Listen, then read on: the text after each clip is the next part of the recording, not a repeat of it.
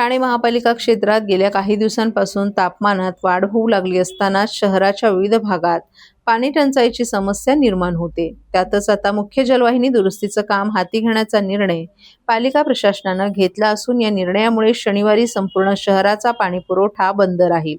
या बंदनंतर पुढील 1 ते 2 दिवस कमी दाबाने पाणीपुरवठा होणार असल्यानं ऐन उन्हाळ्यात ठाणेकरांपुढे पाणी संकट उभं राहिल्याचं चित्र आहे। ठाणे महापालिका क्षेत्राची लोकसंख्या 27 लाख इतकी आहे। शहराला प्रत्यक्षात दररोज 590 दशलक्ष लिटर इतका पाणी पुरवठा होतो। यामध्ये महापालिकेच्या स्वतःच्या पाणीपुरवठा योजनेतून 250 दशलक्ष लिटर, महाराष्ट्र औद्योगिक विकास महामंडळाकडून 135 तर स्टेम कंपनीकडून 115 आणि बृहन्मुंबई महानगरपालिकेकडून 85 दशलक्ष लिटर इतका पाणी पुरवठा करण्यात येतो। महापालिका क्षेत्रातील लोकसंख्येच्या मानानं शहराला प्रतिदिन 621 दशलक्ष लिटर इतक्या पाण्याची गरज आहे। प्रत्यक्षात मात्र 590 दशलक्ष लिटर इतका पाणी पुरवठा होत असून शहराला 31 दशलक्ष लिटर इतकं पाणी कमी मिळत आहे। वाढत्या लोकवस्तीमुळे शहरात पाणीटंचाईची समस्या निर्माण होते।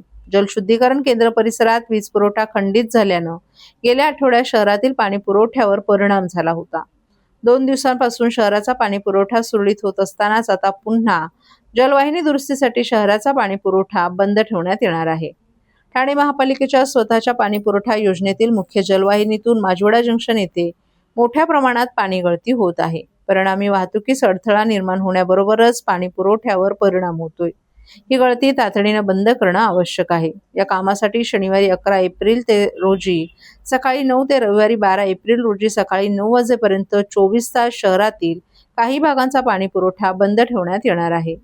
पाणी पुरवठा सुरू झाल्यानंतर पुढील 1 ते 2 दिवस कमी दाबानं पाणी पुरवठा होईल। या कपातीच्या कालावधीत पाणी काटकसरीने वापरून ठाणे महानगरपालिकेस सहकार्य करावं असं आवाहन महापालिकेच्या वतीनं करण्यात आले। या कामाकरिता गोल्डन डाईज माजिवडा जंक्शन येथील सेवा रस्ता देखील बंद ठेवावा लागणार असल्याचं महापालिकेनं कळवलंय।